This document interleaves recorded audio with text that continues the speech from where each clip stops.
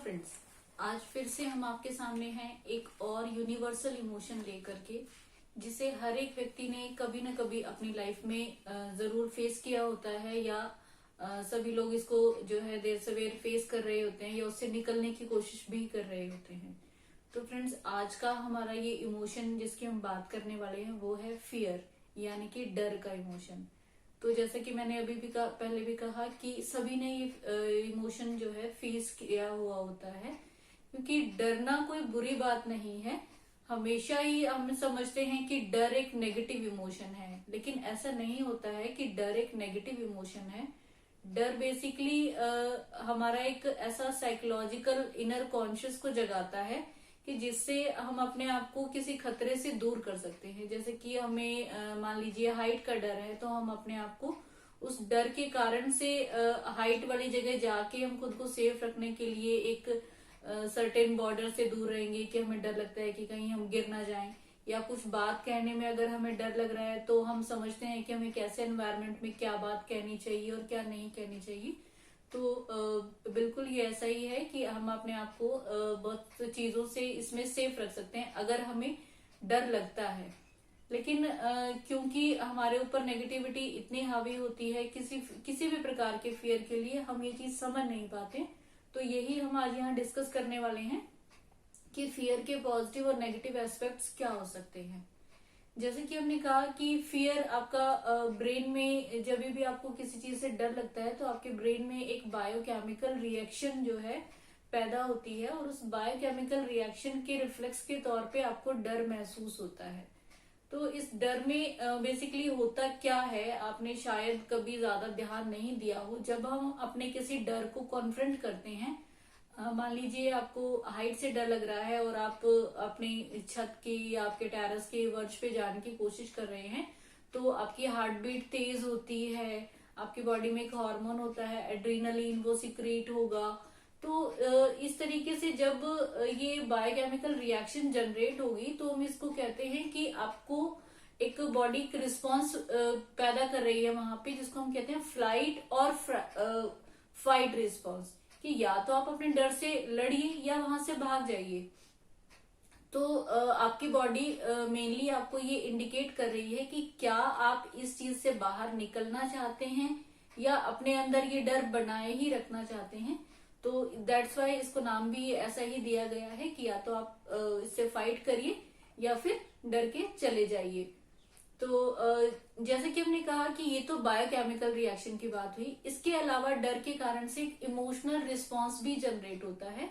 Emotional response जब generate होगा तो बायोकेमिकल रिएक्शन तो आपकी बॉडी दे रही है, इमोशनल रिएक्शन आपने देना है कि आप उसको किस तरीके से हैंडल करना चाहते हैं।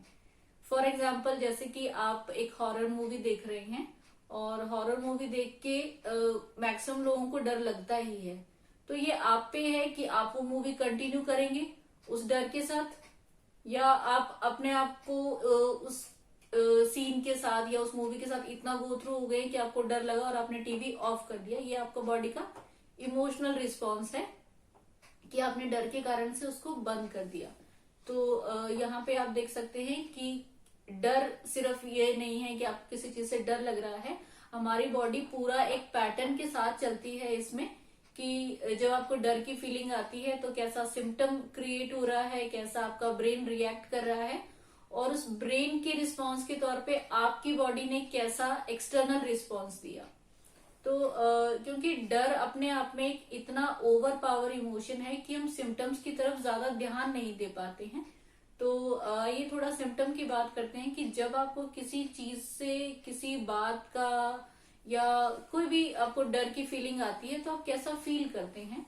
तो आप थोड़ा बैठ के सोचेंगे तो आपको समझ आएगा कि हाँ, एक्चुअली आप ऐसा फील करते हैं जब भी आपको डर लगता है। तो जैसा कि मैंने पहले भी कहा कि जब आपको डर लगता है तो आपकी हार्ट बीट बढ़ती है। हार्ट बीट बढ़ने के साथ साथ जो है आपको कुछ लोगों को जो है ऐसा सांस लेने में दिक्कत महसूस होती है, घबराहट होती है। कुछ लोगों का को जो है ऐसा पेट अपसेट भी फील होता है कि उनको मोशन जाने की इच्छा हो रही है। और एक बड़ी कॉमन टैगलाइन आपने काफी एडवर्टीजमेंट में सुनी होगी कि जब डर लगता है तो गला सूखता है। तो एक्चुअली जो है जब लोगों को डर लगता है तो उनका मुंह और गला सूखता है। ये एक फियर जो इमोशन है इसके सिम्टम्स है। जब भी आपको किसी चीज से डर लगेगा तो इनमें से कुछ ना कुछ सिम्टम आप जरूर फील करेंगे ही करेंगे।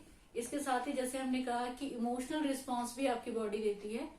तो इमोशनल रिस्पॉन्स में आपने बहुत बार ऐसा फील किया होगा जब आपको किसी सिचुएशन में डर लग रहा है कि कहाँ फंस गए हैं, कैसे निकल पाएंगे, निकलना होगा भी कि नहीं होगा, या फिर कभी कभी तो ऐसा ही लगता है कि जान ही निकल जाएगी, मर ही जाएंगे। लेकिन बात वही है कि यहाँ पे आपने जो रिस्पॉन्स देना है फाइट और फ्लाइट, तो उसमें आप जैसा करना चाहेंगे उसी हिसाब से आप अपने इस इमोशन को ओवरकम कर सकते हैं, इससे लड़ सकते हैं। ये तो हुई कुछ शॉर्ट टर्म में जब आपको फियर फील होता है तो वहां पे आप कैसा रिएक्ट कर रहे हैं। लेकिन बहुत बार ऐसा भी होता है, बहुत लोग बहुत लंबे समय तक किसी डर के साथ जीते रहते हैं। तो जब वो लंबे समय तक किसी डर के साथ जी रहे हैं वहां पे उनको बहुत सारी अदर सिचुएशंस का भी सामना करना पड़ता है। बहुत सारी फिजिकल प्रॉब्लम्स आ सकती हैं, बहुत सारी इमोशनल प्रॉब्लम्स आ सकती हैं। तो उनकी हम जरा यहाँ पे बात करना चाहेंगे। तो जो लोग बहुत लंबे समय तक किसी डर में जी रहे हैं, चाहे वो किसी भी प्रकार का किसी भी सिचुएशन का डर है, तो उन लोगों को बहुत सारी फिजिकल प्रॉब्लम्स, हेल्थ इश्यूज आने लगते हैं। जैसे कि बहुत लोगों को हार्ट प्रॉब्लम्स आ जाती हैं, या स्टमक अपसेट रहने लगता है, पेट की बीमारियां जैसे कोलाइटिस वो लोगों को हो जाता है, एक डिजीज रहती है इरिटेबल बॉल सिंड्रोम। वो रहता है कि कभी आपको डायरिया हो गया, कभी कॉन्स्टिपेशन हो गई। बहुत लोगों को फर्टिलिटी इश्यूज आ जाते हैं कि प्रेगनेंसी नहीं हो पाती क्योंकि वो लोग जो है इंटरनल तौर पे डरे हुए रहते हैं। और इसके अलावा लंबे समय तक जो लोग डर में रहते हैं उनको एजिंग प्रोसेस उनकी बहुत जल्दी स्टार्ट हो जाती है, बहुत जल्दी एज उनकी शक्ल पे दिखाई देने लगती है, और जो है अर्ली जो है डेथ भी ऐसे में देखी गई है। फिजिकल हेल्थ के साथ साथ आपकी मेमोरी पे भी लंबे समय तक अगर आप फियर के इमोशन के साथ रह रहे हैं उस पर बहुत असर पड़ता है। क्योंकि इस जो दबाव के माहौल में आप जी रहे हैं उसकी वजह से आपके ब्रेन का एक सर्टेन पार्ट इसमें डैमेज हो सकता है, जिसकी वजह से आपकी लॉन्ग टर्म मेमोरीज पे बहुत असर पड़ता है और आप अपनी पुरानी यादों को भूलने लगते हैं, या आपको छोटी छोटी बातें भी जो है याद नहीं रहती हैं। तो ये भी एक इसका नेगेटिव फैक्टर हो सकता है।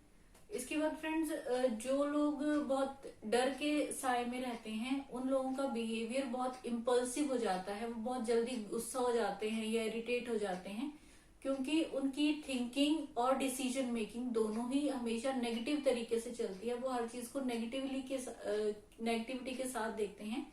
तो ये भी एक इसका नेगेटिव पॉइंट है कि वो लोग जो है अक्सर बहुत ज्यादा इम्पल्सिव मिलेंगे आपको, जो फियर के इमोशन में ज्यादा लंबे समय तक रहते हैं।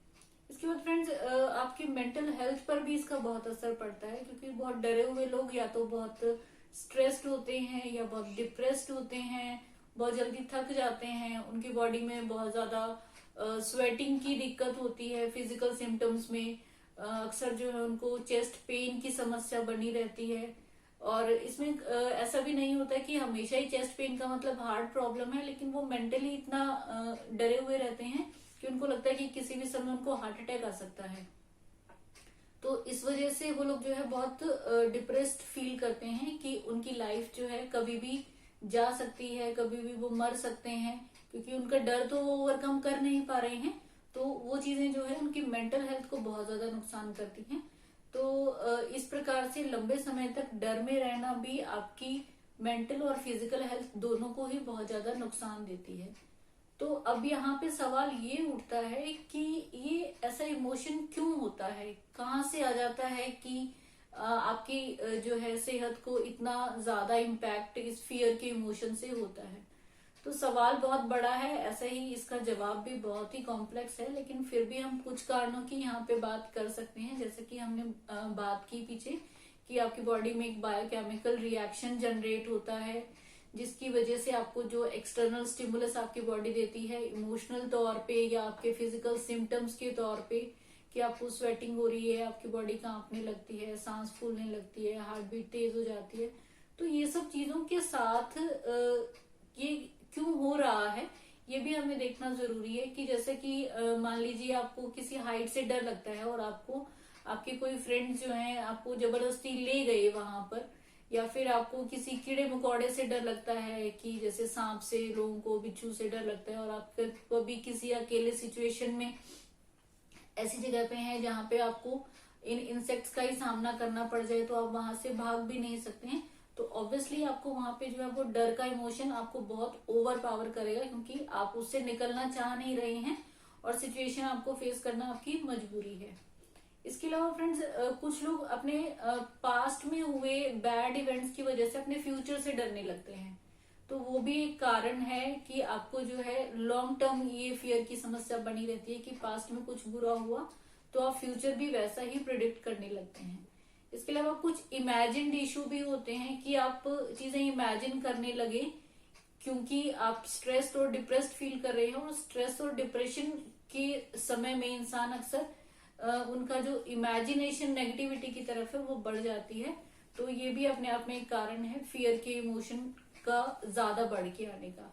कुछ रियल सिचुएशंस भी होती हैं जहां पे इंसान डरना सीख जाता है, जैसे कि पिछले कुछ 1-2 साल में जो कोविड का सीन चला, उसमें लोग बहुत डरने लगे थे कि कभी भी किसी की भी जान जा सकती है, उनकी खुद की जा सकती है, उनकी किसी लव्ड वन की जान जा सकती है, तो डर हमेशा बना ही रहता था कि लोग घर से बाहर निकलना भी बहुत दिलेरी का काम समझते थे कि जो घर से बाहर निकल के और बिना कोई सिम्टम ले घर में पहुंच जाए। तो ऐसा है, समटाइम्स कुछ अननोन रीजन भी है, हमें समझ नहीं आता कि हमें डर क्यों लग रहा है, स्टिल हमारे अंदर जो है वो डर की भावना बन जाती है। तो यहाँ पे मैं यही कहना चाहूंगी कि इस डर से निकलने के लिए जब तक हम खुद कोशिश नहीं करेंगे तब तक आप इससे नहीं निकल सकते। तो इससे निकलने के लिए हमें क्या करना है, क्योंकि थोड़ा बहुत डर होना इज ओके, वो जैसा कि मैंने स्टार्ट में कहा कि आपकी बॉडी को सेफ रखने के लिए हमारे जो हमारा जो साइकोलॉजिकल सिस्टम है उसमें हमारे बॉडी को रिएक्ट करने के लिए एक पूरा पैटर्न दिया गया है कि हम अपने आप को सेफ साइड रख सकें। लेकिन वो डर जब हमारी नॉर्मल लाइफ को ओवर पावर करे तो उससे बचने के लिए सबसे पहले हमें खुद पे ध्यान देना जरूरी है कि मान लीजिए हमें किसी चीज से डर लगता है तो अपने उन एंजाइटी इश्यूज को आप चाहे तो नोट डाउन कर सकते हैं और बैठकर सोचें कि क्या करें कि हम इसको बाहर निकले इससे। उससे बाहर निकलने के लिए जब आप वो छोटी छोटी चीजों पे ध्यान देंगे तो आपको तरीका भी समझ आएगा कि इससे निकलने के लिए हम छोटी छोटी कोशिश अगर करेंगे तो समय के साथ हम अपने इस फियर के इमोशन को ओवर पावर करके अपनी एक नॉर्मल लाइफ जी सकेंगे। उसके लिए आप एक्सरसाइज की हेल्प ले सकते हैं कि जब हम एक्सरसाइज करते हैं तो आपका जो पावर ऑफ कंसंट्रेशन है वो बढ़ता है और आप ये फियर के इमोशन से बाहर निकल सकते हैं। आप मेडिटेशन की हेल्प जरूर ले सकते हैं, मेडिटेशन भी आपकी कंसंट्रेशन बढ़ाने में और आपकी इनर स्ट्रेंथ को मजबूत करने के लिए जो है बहुत हेल्पफुल रहेगी। इसके बाद आप अपना डाइट पे ध्यान दीजिए, आप अच्छा खाना खाएंगे, आप फ्रूट्स वेजिटेबल्स पे ध्यान दें और जो एंजाइटी प्रोवोकिंग डाइट में चीजें होती हैं जैसे कि ज्यादा टी कॉफी लेने से जो है एंजाइटी बढ़ती है, ज्यादा शुगर लेने से भी एंजाइटी बढ़ती है और जो बहुत अल्कोहलिक लोग होते हैं उनमें भी एंजाइटी इश्यूज ज्यादा होते हैं, तो ये चीजें आप अवॉइड करें। अपने डाइट में फ्रूट्स को, जूसेस को, वेजिटेबल्स को इनको ऐड करें, इससे भी जो है आपको जो इस इमोशन से बाहर निकलने में काफी हेल्प मिलेगी और आप उससे जरूर बाहर निकल पाएंगे। एक चीज और बहुत इम्पोर्टेंट है, आपको हमेशा याद रखना चाहिए कि आपको भगवान में विश्वास चाहे आपको दिखाई देते हैं या नहीं है, लेकिन आपको ये जरूर हमेशा याद रखना चाहिए कि एक सुपर पावर ऊपर बैठी है जो आपको हर चीज से बचाने के लिए है, चाहे आपको डर लग रहा है या नहीं लग रहा है, तो उसमें विश्वास रखें। जब आप सुपर पावर में, भगवान में, जिनको भी आप मानते हैं उनमें विश्वास रखेंगे तो नेचुरली आपके अंदर एक फील आएगी कि आपको डरने की जरूरत नहीं है, आपको संभालने के लिए कोई है। तो आप इस चीज में जरूर विश्वास रखेंगे, आप अपने लिए कर सकते हैं ये चीजें। फ्रेंड्स, अगर आप अपने खुद के एफर्ट्स के बाद भी अपने डर से नहीं निकल पा रहे हैं तो फिर आपको कुछ एक्सटर्नल हेल्प भी जरूर लेनी चाहिए, क्योंकि लॉन्ग टर्म तक डर में रहने के हमने आपको बताया कि कितने नुकसान हो सकते हैं। तो उसके लिए आप किसी साइकोलॉजिस्ट को कंसल्ट कर सकते हैं, कुछ थेरेपीज ले सकते हैं, काउंसलिंग ले सकते हैं। कुछ आजकल बड़े सपोर्ट ग्रुप्स हैं जो आपको साइकोलॉजिकल हेल्प के लिए ऑफर करते हैं। आप जरूर वहां जाके उनकी हेल्प ले सकते हैं। या अगर बिल्कुल ही कोई चीजें काम नहीं कर सकते हैं तो आप जरूर मेडिसिन की हेल्प भी जरूर ले सकते हैं, क्योंकि आपकी जो फिजिकल हेल्थ के साथ साथ आपकी मेंटल हेल्थ भी अच्छी होना जरूरी है। और फियर हमारी फिजिकल हेल्थ के साथ साथ हमारी मेंटल हेल्थ को बहुत ज्यादा खराब करता है। तो चाहे आपको ट्रीटमेंट में आप खुद की हेल्प खुद कर सकते हैं जैसा कि मैंने कहा, और जो है आप एक्सटर्नल हेल्प काउंसलर्स की भी ले सकते हैं, अपने डॉक्टर्स की, अपने फ्रेंड्स की हेल्प ले सकते हैं। तो ऐसा करके आप अपने इस इमोशन से बाहर निकलें। थोड़ा डरें, बहुत ज्यादा नहीं डरें कि आपकी सेहत खराब हो जाए। तो उम्मीद है फ्रेंड्स आपको आज की जानकारी पसंद आई होगी। जानकारी पसंद आई है तो प्लीज चैनल को लाइक, शेयर व सब्सक्राइब कर दें। Thank you so much friends for watching. Stay healthy, live well.